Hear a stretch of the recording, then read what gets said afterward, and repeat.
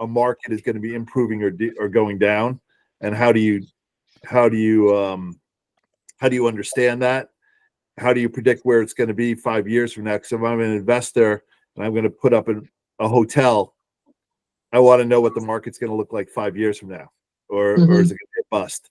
So there's sort of longer term issues there, and so understanding, I think, national trends, regional trends, and then all even down to the neighborhood.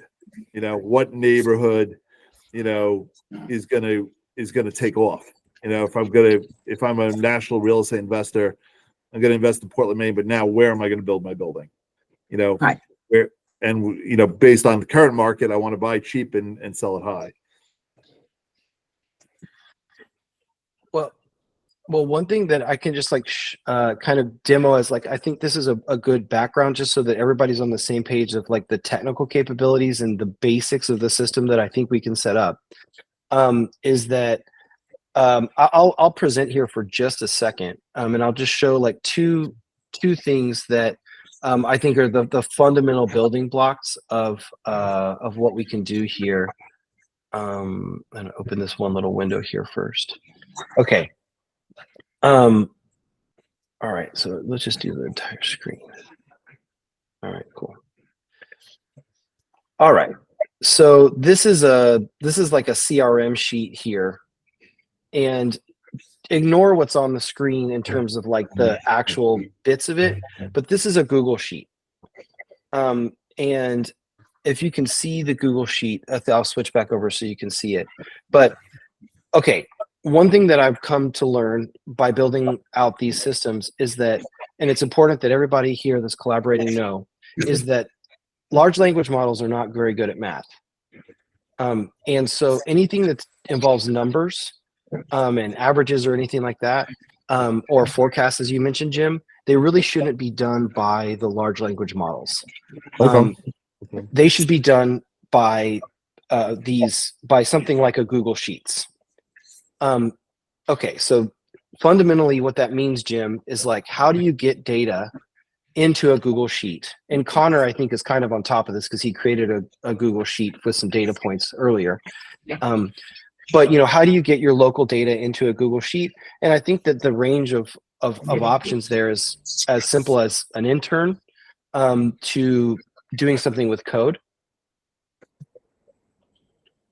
And you should all know that behind these Google Sheets, you go to this extensions and then app script. And somebody like me or anybody who codes, you get into this area.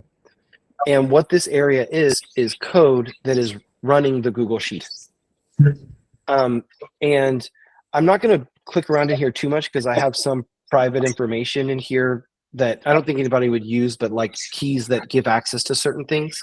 But just suffice to say that the way that the two components here are your data analysis that happens in the Google Sheets, the Eazl app, and the way that the Eazl app can be used is that these are all notes, and the notes go into your prompts.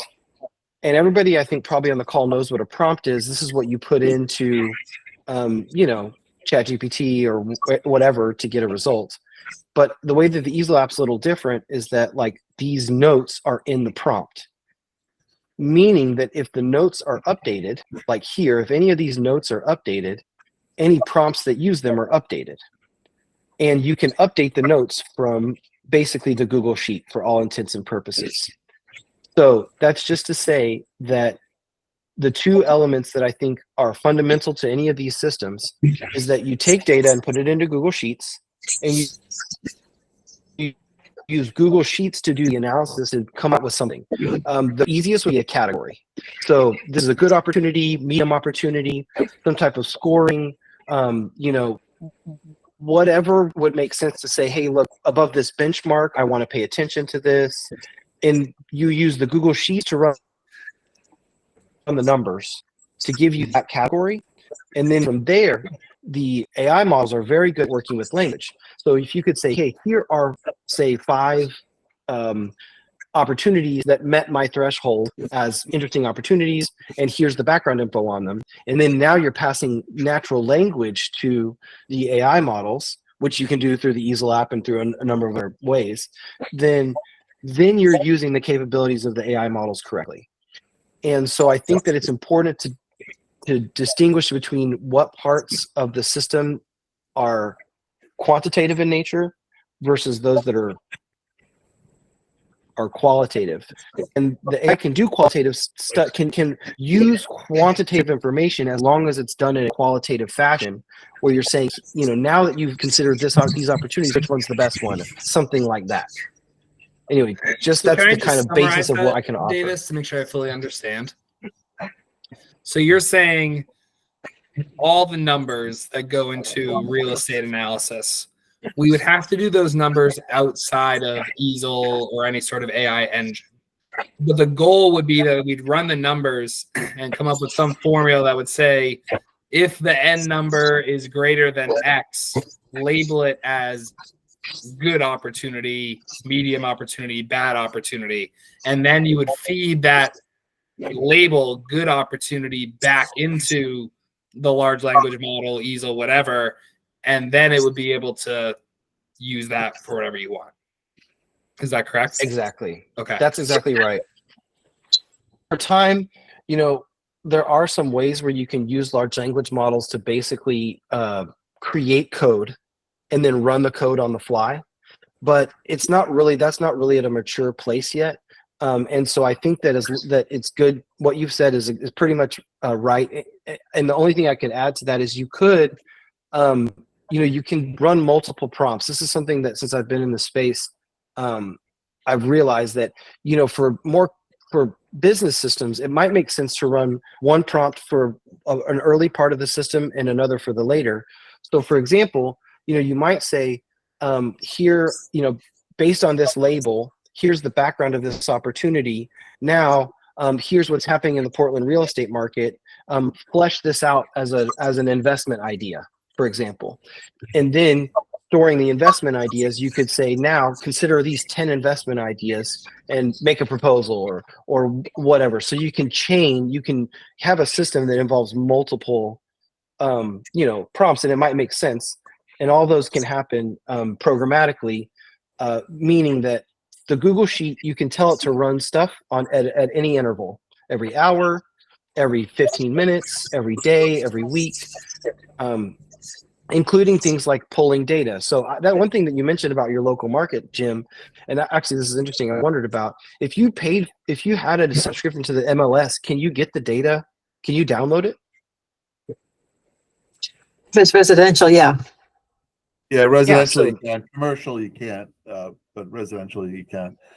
And you might be able to get commercial as well too if you do that correctly. In the commercial real estate, what's kind of interesting, I think, is the valuation method of commercial real estate. There's usually a key metric, which is called the capitalization rate. And how it generally works is you take the income of a property. So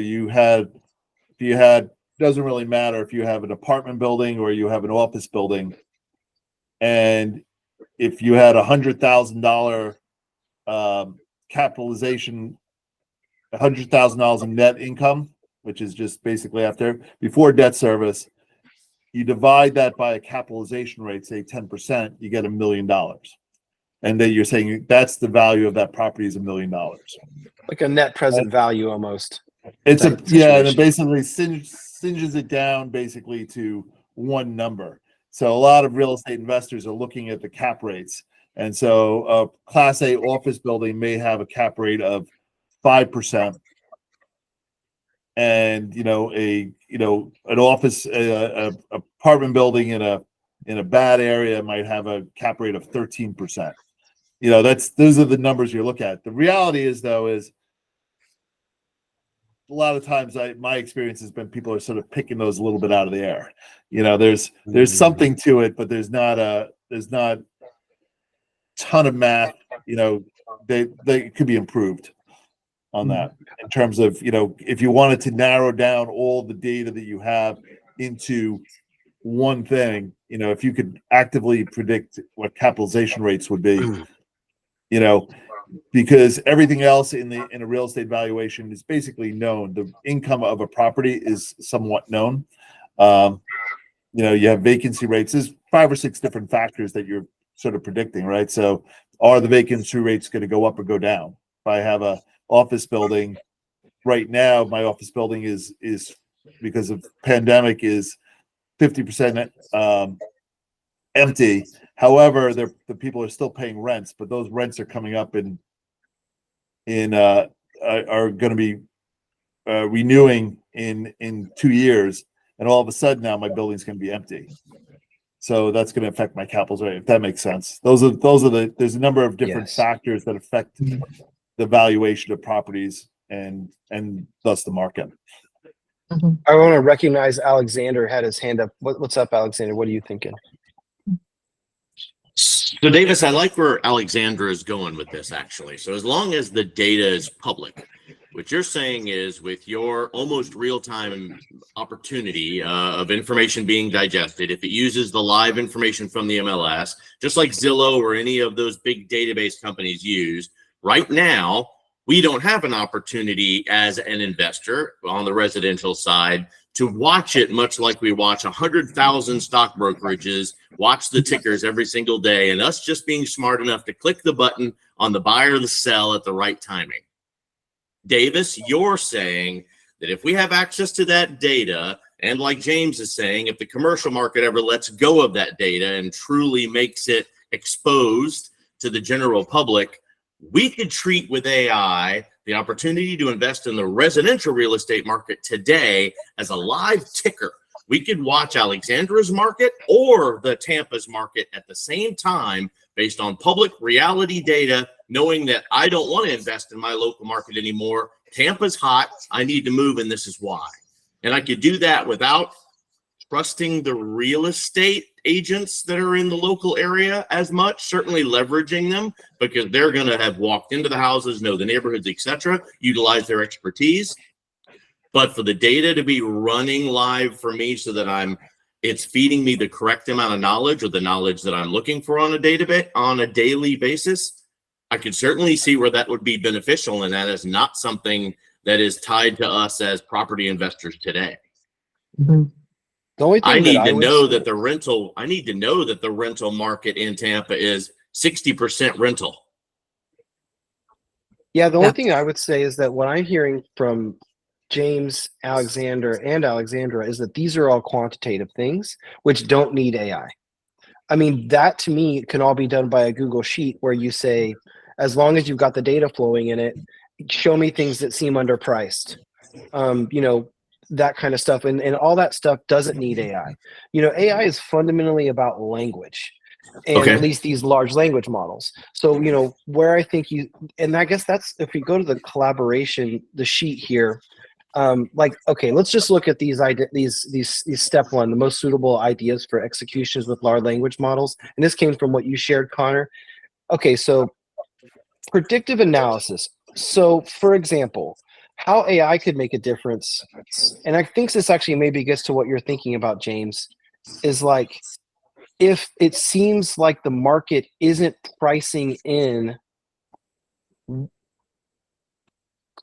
being priced correctly because of data that you're synthesizing.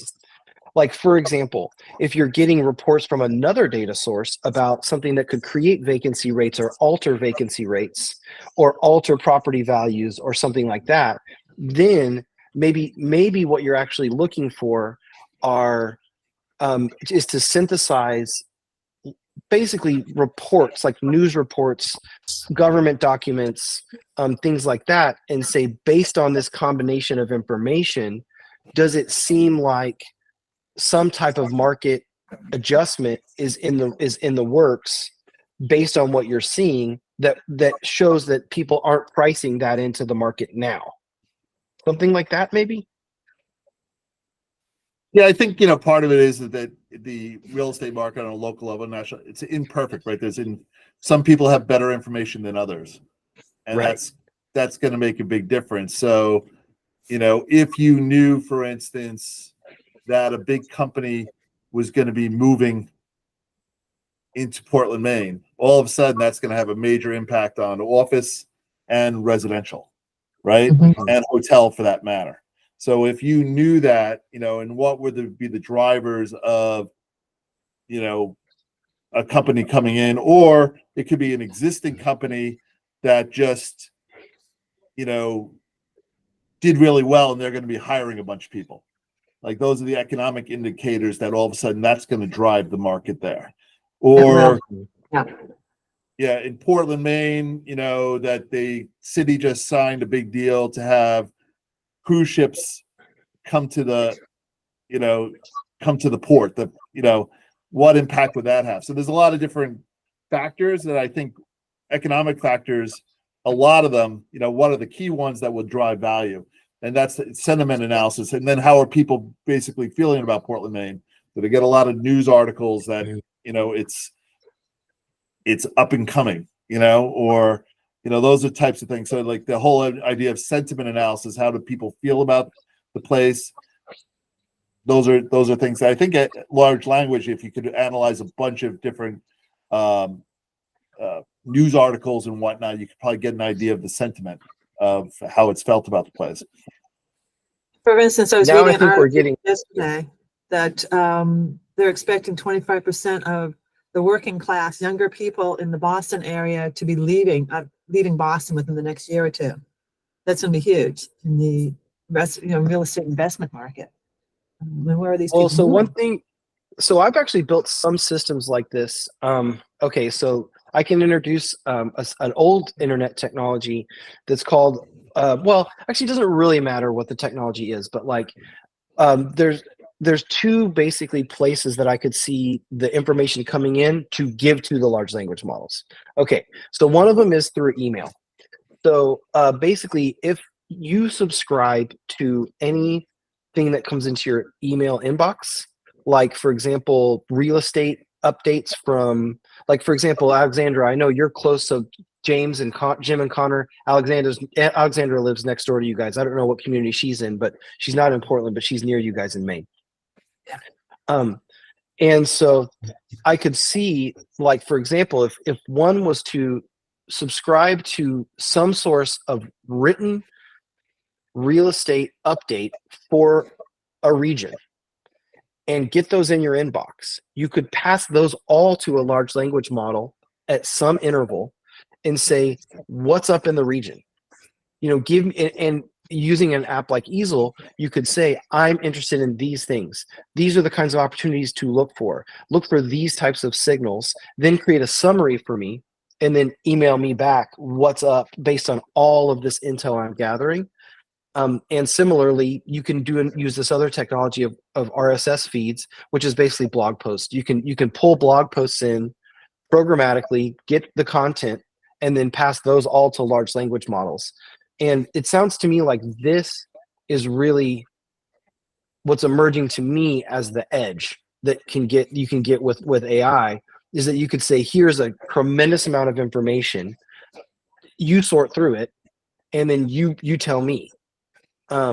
Like for example, another one I'm thinking, at least in my community, there's a great blog that covers in detail our city council meetings. And they would say that it would be able to say this project is happening and it seems like it's going to happen. It seems like it's getting support. So to me, that something like that, does that sound like really where you could drive value, would be this gathering of lots of sources of information and then being able to create a summary on some regular cadence? It's interesting when you mentioned the city council members, because we worked with a developer in Boston, and they were a construction company in Boston, and they were outside of Boston. They were sort of like the western suburbs North of Boston. Shore. North Shore. Yeah. And they were just very curious. They just needed to know before a tenant moved in or somebody was going to build a building, what was happening. Could they get in the door? Could they get an edge? 6 months, could they make that one phone call before they pick the architect to build the building? And what we were doing for them was basically by hand getting the data from all the local towns, on that. Who's filing permits? Who's doing this conversation? What's the scuttlebutt? So I guess the point being is that there's a lot of different information that needs to be analyzed to kind of maybe give you a little bit of an edge that's saying, okay, this is a project that's going to go on, and this is who I need to talk to about it. Well, that's definitely what's happening in the AI space. So I mentioned to you all, I mentioned to Alexandra, she got on the call earlier, that there's this new model called Claude Opus 3. It's supported in the Eazl app now. And like, for example, people have done tests with this model where they will create like a 100-page PDF or 100-page document. And in a random place in the document, they'll be like, apples are purple. And then they'll pass the whole document to the large language model and say, do you see anything weird about this document? And it will say on page 86, there's this random phrase, apples are purple, meaning that the models are getting incredibly good at being able to pick out, they call it needle in a haystack, is like the test. Can it find something hyper specific in a tremendous amount of text? And that is getting better and better. And the amount of information you can send is getting bigger and bigger. So for example, through Google's newest model, you can send up to 40 million characters of text, meaning like basically infinite. So you can be sending, whole government code. You could be sending building plans. There are some other challenges that can happen, like, because a lot of these are in PDF or Microsoft Word format. And you do need to get it in plain text, but that's something that can be done probably through some basic coding. But I just want to make sure, like, if anybody has any thoughts on the general direction of this, it sounds to me like where this conversation is drifting is towards how do you gather and use a tremendous amount of information to get an edge. Is that about right? I agree with that. Alexander's nodding. Yeah. Okay, James is nodding. Okay, cool. Because just to share like some other sides, like where it could go, and I'm just going to look at the article that Connor sent. For example, marketing and tenant matchmaking is one thing that this person that Connor sent identified. This is a situation where you could be doing more like automated contracting. You could be making more like automated matchmaking, like things like this. Those are fundamentally not get an edge on investing. It's more of I guess it's more operational in nature. But in general which is helpful, I think, to distinguish like real estate operations versus real estate investing. And you see what the distinction I'm making? And does it seem like investing is kind of the area that's most interesting I'll ask this to at least Jim and Connor, because y'all are the beginning of the conversation. I think investing makes a difference, or, not only for investors, but I do think that, the other places would be like holders of loans, banks that are holding a lot of, real estate loans right now, and a lot of them are wondering, what these properties are worth. Are they underwater, or are they, so that there's value beyond just the actually asset owners, but also the other people that have piece of this real estate, which would be the lenders. So that's the other component of that is, so, and I think your large language models are, can I assess, for a 20-story office building with 100 tenants, can I review all the leases in those buildings, review who are the tenants in all those buildings, what's the creditworthiness of those tenants? Is there anything in those leases that would lead me to believe that they're going to get out, or the couple of different ways of there. If I'm buying an office building, I want to understand all the paperwork that's around there. There's a lot of paperwork in real estate, so a lot of documents. I think that's a great, simple, and practical use case, Jim. So like something like saying, so basically you kind of have, all right, so just brief background. I encourage all of you to take the new prompt engineering course I just released. It's not long, it's only an hour, and you'll really get what's up with this stuff, but it doesn't matter. basically it seems like what you could do is essentially in one part of your prompt say, this is who we are, this is what we do, and here's what we're concerned about. And then in the second part of the prompt say, now here's the documents that we want you to comb over, like what you just said, Jim, leases. And then here is the current conditions of this market. So basically, do you see anything in the leases that could be impacted by the current conditions in the market? Something like that. Is that about right? Yeah. Okay, cool. Yeah. That's something that's doable with AI. All right, cool. So I'm going to just kind of put this in the collaboration here. So like, so this is like Jim's like sort of lease analysis prompt. So like,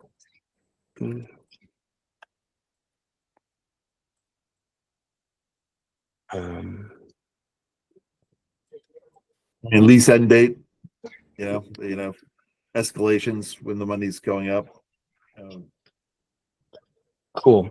Yeah. So then actually what I'm seeing here is that it kind of seems like this part here, if you guys are on the document, what I'm highlighting is this current market conditions. Because you remember how I was saying that like you kind of have sometimes these like necessity for multiple prompts. I wonder if you kind of need two prompts. I wonder if this current market conditions could be its own prompt, where you say, create current market conditions in language. So here is kind of where you would say, like, take Google Sheet info, take Google Sheet info, take articles and other recent publications, produce a summary of key events in the market.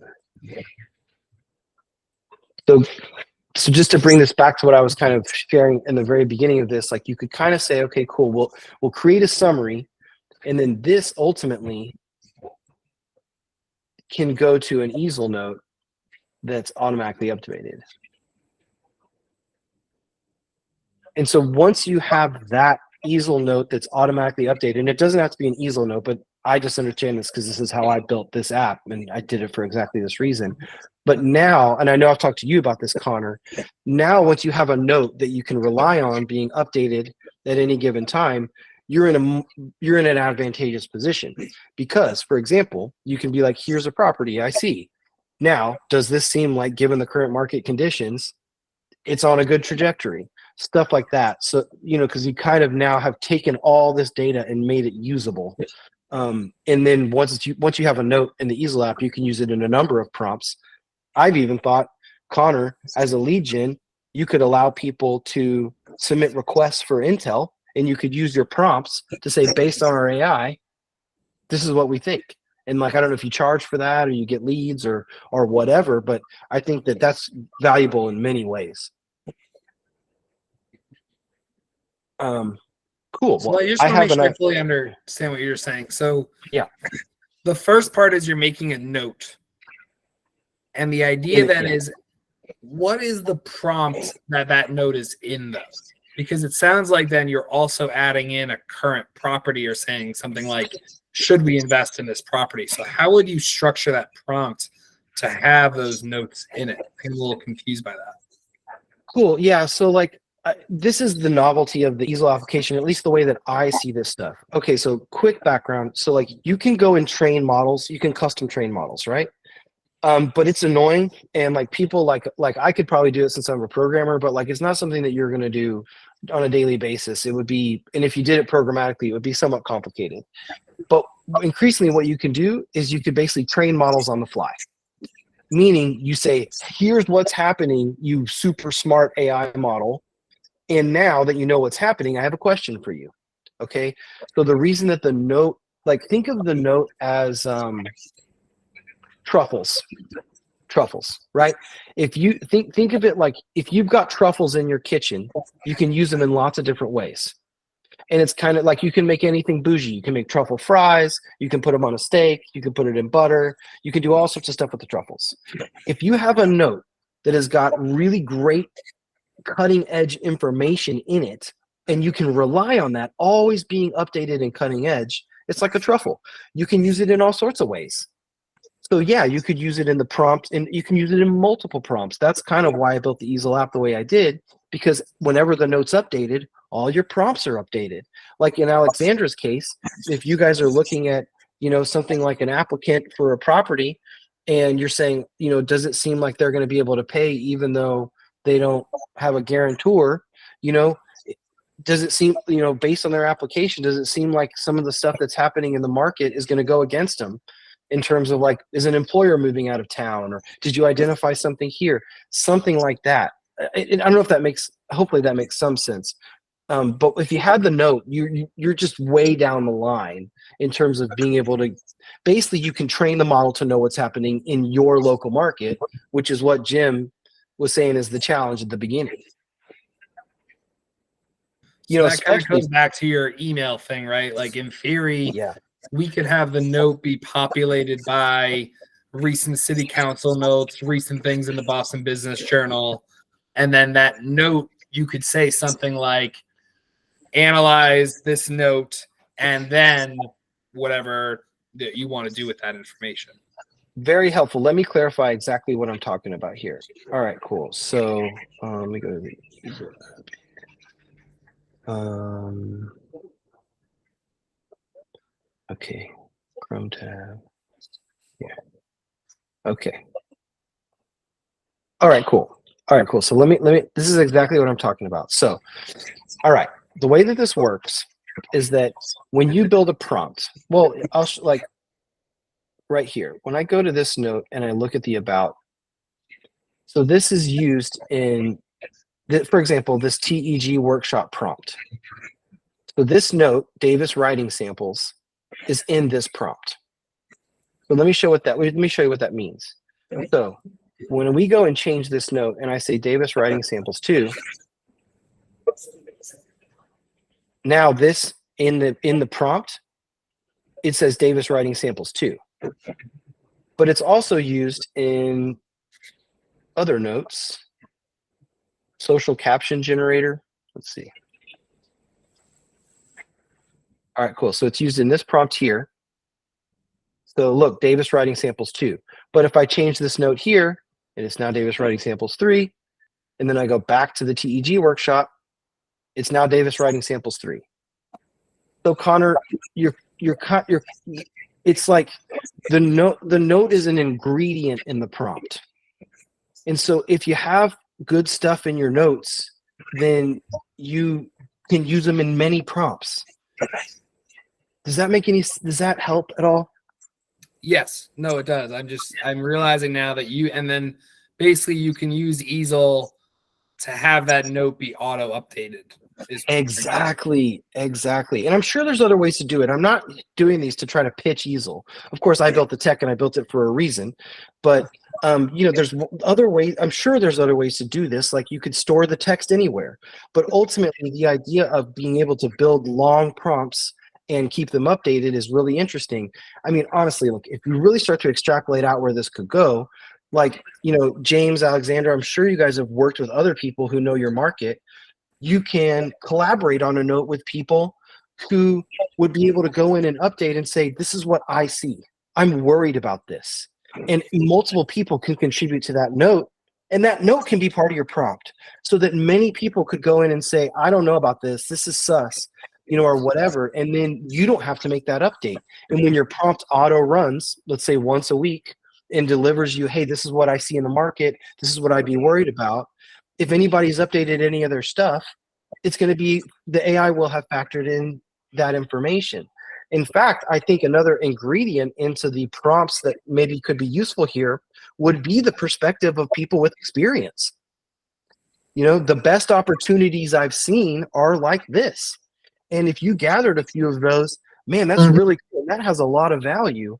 Like if you have a bunch of experience in this space, especially with the Portland real estate market, I think you could go out to a couple really good realtors and say, hey, look, I want to do an interview with you, and I'm going to record it, and then I'm going to put that in as an Eazl note, and then, or any other note in an AI system. And then you totally tell the AI, based on this interview and based on what you see in the market, do you have any insights for me? That's a great use of AI models. Yeah, it's kind of interesting. I think the concept of talking, if you had regular conversations with market movers or people in that space, asking them similar questions that it could learn, I guess that would be part of the part of that process, that it's updated. Yeah, I can see that. Then the question is the people that are contributing, they'd have to get access to the market, right? So it's crowdsourcing information, which would Yeah, be, but honestly, look, if you're a business person, and because Jim, I can tell from working with you guys that behind the scenes, you guys talk, and then Jim, you make some decisions, and then you and Connor, and I see what's going on, and like I know you're savvy. So one thing you could do is like you could totally pay somebody for their time, and like if you think about this, like I've done this a bunch, right? Like what if you paid somebody, with a $100 gift card, $100 gift card for me to just interview you for an hour on the way you see the market here. But I get to use that interview, I get to keep it. I'm hiring you to give me this interview. Okay. So you go do 10 of those interviews, cost you $1,000. Fine. Now you have the freaking brain of somebody who's been in your market recorded and usable by AI. That's a huge arbitrage opportunity, right? Because like you could even sell that. You're an up and coming realtor, come and ask questions of our AI model, of chat with our AI from the people who know the business. What do they see here? Pitch your idea to us, and then you're going to get feedback that synthesizes the viewpoints of people who've been in this market for 40 years. If you could, that's worth a lot. So some you could go in that direction. I know I get all excitable and stuff, but I mean, 40 million characters. Okay, you can send these models 40 million characters. So we should use it, and it's only going to get better. Cool. So I think that the question now, honestly, because we got 20 minutes left.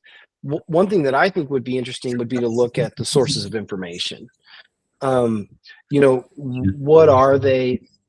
I think especially we could give space to Alexandra, Jim, and Connor. And I don't know, Kevin, if you're in this space or anybody else on the call, but like, can we just like drop in some ideas of like what people in the community have published newsletters or content on what's happening in the market? Oh yeah. There's a lot of trade publications out there. There's also some great podcasts in the Portland, Maine area from commercial real estate brokers who talk about what's going on in the market.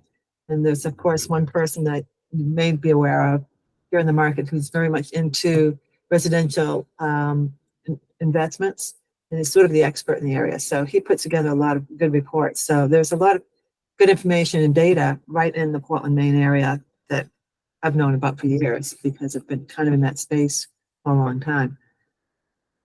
So yeah, there's plenty of data out there. And so of course the city council meeting minutes are all online. But the videos are out there, the podcasts are out there. And so if you can analyze some of that content from those podcasts, I think you can probably gain some pretty good insights. And little pieces of data here and there, and you put that data together and you get a clear picture of what's going on. 100%. One of the things that I think is, by the way, we kind of work on trends and pulling data together to figure out what's going on. You currently do that? Yeah, we can. Yeah. So when I do it, like if I'm building out a website for a client, and we build really robust websites, lots of them have databases in the background. You can do a lot of analysis to find out where clients are working or how they respond to different things. We can put together right now, we've been putting together some workflows So when somebody fills out a form or signs up for a class or something, then certain things can happen after they sign up. And we have some tools already in place to do that. So that's, yeah, you can easily do that. So you can grab all kinds of data and use it however you choose to use it. And I've kind of been doing that. I mean, just following some of my competitors over the years, I've gotten little bits and pieces of data from here and there in the market. And so I know the background of some of these companies and some of my competitors. So I know how they operate, and you can kind of see the trend and how things are going and the direction things are going. So based on that, you can kind of make some adjustments to what you're doing. So you can at least, if it's bad news, you can be prepared for it. If it's good news, you can kind of go in that direction, maybe get ahead of the curve, or at least know where the curve is going. I think that is really where you're seeing where you would get the benefit from AI models would be like for especially Alexandra. So back to this like note structure within Eazl. It's like you could have one note's like, what am I seeing?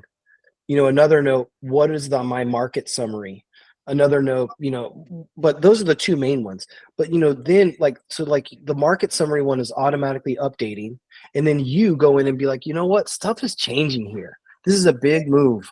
I'm going to update this little piece of what I think, and then start your interactions based on. Then you're actually getting to the application layer where you're like, now I want to use this to analyze an investment opportunity, make a proposal, that kind of stuff. Jim, you had some data, some maybe sources of information ideas? Yeah, well, I think part of it is commercial real estate and residential. It's sometimes the value is understanding what was behind a deal. Whether it be a big lease deal or even a sale. And there's things that are in the documents, and then there's things that are outside the documents. So you can kind of, and that's stuff that is in the brokers' heads most of the time. They know why a deal was done or what that was done. So I think the AI model, if you're thinking about it from a perspective, you could, just think outside the box here. If you had, you have the leases which are there, which are kind of, they're not public, but a lot of times you can get your hands on them, or if you know the right people, you can get the hands on them. But then it's basically, do you have the background from the broker who talked to the the buyer and the seller and kind of knew a little bit of that, what were the drivers? That's the color that actually I think makes the sentiment, which should be kind of interesting. I'm sorry to interrupt, James. I was thinking you could also analyze the tenants that are in that building and just see how solid their business is. Yeah. So if they're doing well, they're likely to stay, or are they going to grow and they need more space? But you could kind of analyze that, based on the market that they're in, their industry they're in, and a number of other factors. Okay, so maybe let's see. I haven't heard much from Alexander or Kevin yet, but maybe so. But please jump in if you see it. But now maybe we can keep going down this document that that Connor shared with us, and it seems to me that we're here on kind of steps 5 or 6. Which is like, what's the application layer then here? Like, so say you've got the data so that basically the AI can help you. That's what we can assume. The AI knows what's happening in the market. It has some type of valuable perspective. And now what can it do? This is what, in step 5, this is based on the article that Connor shared with me. But I don't know if you all see what would be the most valuable output from the model, or at least a valuable output from the model, to say, now that you know the market and you have a valuable perspective, what do you want to do with it? Jim, Alexandra, do either of you all see anything there where you're like, it would be great if I got, or is it just a weekly update? Is it kind of an opportunities? I think, Jim, you had mentioned, it seems like there's maybe the theme I'm picking up a little bit, is this like, are there any hidden landmines in things like my leases? Something like that? Yeah, I mean, I think that's part of analyzing. I mean, if we're analyzing a Yeah. specific building versus a market, I think there's definitely things are, is it sitting on a fault line? Is the building going to fall apart? There could be issues like that, external factors too, right? Is it in Yeah. a floodplain? Like there could be a variety of different aspects that are concerns for somebody buying a property or investing in a market. And so, where are the landmines, where are the opportunities, and what I think the key here is can you use AI to predict what it'll be 5 years from now? Because what I want to have is if I'm buying a building, I'm not buying for the value that it is now. That's what I'll pay. But what I'm interested in as an investor is this, am I going to see a 20% increase? Am I predicting Portland market, real estate in Portland is going to see a 20% increase versus I could put my money in Hoboken, New Jersey, but I'm only seeing a 10% increase. Okay, so the two things I'm seeing is basically one, are there any risks to my current portfolio that I'm not seeing? And then two, is this opportunity a likely winner? Yep. And what's the time frame? Oh, okay. Okay, like based on what you know, does this seem like a longer term one, stuff like that? Yeah, think I mean, another- is this market going to, if I'm comparing, I'm going to put my money in New York or Kansas City, Yeah. which one is going to have the higher opportunity to grab? I'm going to put $100,000 or $1 million into each market, but in New York, I'll see a 2 or 3%, or I might see a decline, but in Kansas City, I'm going to see a 15, 20% increase in real estate values. At the end So of the day,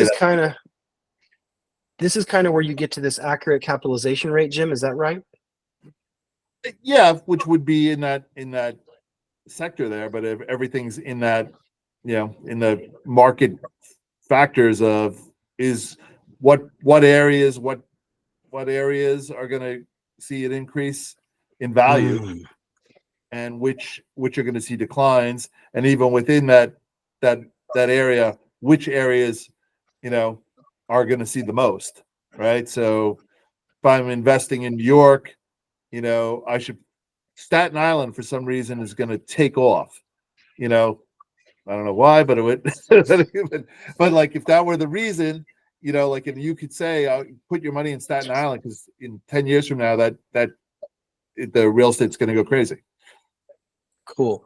Yeah. Persons I worked for years ago used to follow government regulations and laws, and he could see that the trends were going a certain direction for some environmental things. So he built an environmental product, stormwater treatment, and so he actually bought the product license and started marketing it. He was a marketing person, so that's what he marketed. But he'd followed the laws and the new regulations. So we have a lot of new laws and regulations coming up now, which are going to impact where people live and how they work and offices. So I think you really also have another important data point. It's going to be tracking the new regulations that are coming out because they're going to be there. That's how we're going to have to live. It determines how people live and work. So how that trend can be tracked, I'm not sure, but I think that's an important factor you have to consider. It's local laws, state laws, and federal laws. Well, something Monica just said in the comments, I think it provides a pretty, I think a pretty actionable pathway. So we've done earlier collaborations with teachers on creating grading systems using AI. And fundamentally what you're doing there is putting things into categories. And I think if you said, this is my area that I'm considering. And I don't know if Portland is broken down. Maybe you do it by neighborhood. Maybe you would do it by municipality, something like that. And then I do think that, if you think of it that way, especially on the investment analysis, is this a winner, type of approach, then I think you could basically say, here's my data source concerning this area, this neighborhood, whatever. Here's what I've seen be winners in this neighborhood. Now here's this, grade it, put it into a category, 1 to 5 or whatever the right category is. And so, yeah, I think that would be something you could totally build. I wonder, could you, just out of curiosity, Jim, what would be the monetization path for this? How would you do that?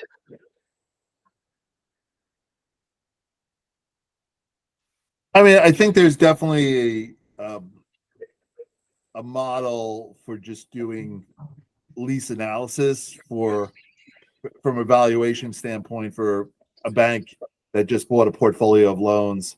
So, okay, I'm going to go a little bit deeper. I want to find out if these loans are good or not, right? Because I wrote them 5 years ago, and I'm trying to decide whether I'm going to renew the loan. Most real estate loans aren't 30 years; they're 5 years. 5-year loans, yeah. Yeah. So that 5-year loan. So if I wrote something in 2019, the world's very different in office buildings for it in 2025. So so what I thought a building was worth $10 million in 2019 may today only be worth $7 million or $5 million. And so I need to, there's a couple different ways I go. I could go and hire a real estate appraiser to go and do an analysis, and they'll charge me $4,000 or $5,000 to do that analysis. Or could I get a quick picture from AI and get me the same answer for a couple $100? You know, that might be the value. Perfect. Yeah. So you could be like leaseanalyzer.com, or Yeah. maybe it's not that simple, but essentially one or more leases, pass it into this AI knows can add some value to it, and basically maybe to Monica's point, grade them, some A, B, C, D, E, F, something like this, and why. Yeah, it Yeah, could I be. like Well, that. they're renewing, at this point. What are their chances are they going to renew? So it's the probability of whether they're going to renew or not. Because if they don't renew, then the lease is empty. Then I got to spend money to a broker to release it. Is a big impact. If they renew the lease, that's great for me because then I don't have to worry about it for another 5 years. But that's the question. But if you find out that they've been paying the lease, but nobody's in the office anymore, well, then that's probably going to tell you like they're probably not going to renew. Or they're going to downsize the amount of space they have, in which case Right. it's still not good for the landlord. Yep. This So is if I'm where a landlord or a bank at that point, I might say to that landlord, well, what's your plan? Right. So if I could get ahead of it, saying you have 5 leases that are supposed to renew in the next 2 years, our analysis shows that you're probably only going to renew 2 of them. So you're going to be 30% empty. What's your plan? And I'm not going to lend you, and I'm not I'm not lending you the money. So to pay off that loan. So now I have a problem because, so that's the thing. There's a lot of issues there. If I start analyzing and say my portfolio that I thought I had assets, I thought my loans were secured by a $10 million building, but now it's only secured by a $5 billion building. So basically now the landlord has no reason to even pay the loan because he's underwater. He's got no equity left. Yeah. Yeah. So those are the issues that I'm sort of looking at. Great. Okay, that's wonderful. I'm just taking some notes. If somebody wants to speak up, go for it. Let's see. Did somebody put something in here in the comments? Okay, if past leases, put them through a grade system and then add newer leases with the current trend grade. Oh, get a trend. Okay. That's interesting, Monica. All right, great. Well, I honestly, what I was taking notes on is I think that the only part of this system that I don't fully have a tech solution for at the moment is honestly 2 pieces. One is Alexandra's podcast to text. To be able to transcribe a podcast and make it into text, you have to do that for the large language models currently. Yeah. There probably is a way to do that, as long as you can get the podcast in a file on your computer. I even think that, yeah. Yes, you can. Yeah. That can get done. Yeah, so if you got that, that's a key piece. And then the only other piece would be to basically, because I know that I can already do this, is taking the emails and making those, just getting the main plain text out of it. And just for what it's worth, if anybody on this call wants to action this, I haven't seen this happening quite yet, but I don't know if you know of this company Substack. I'll put it in here.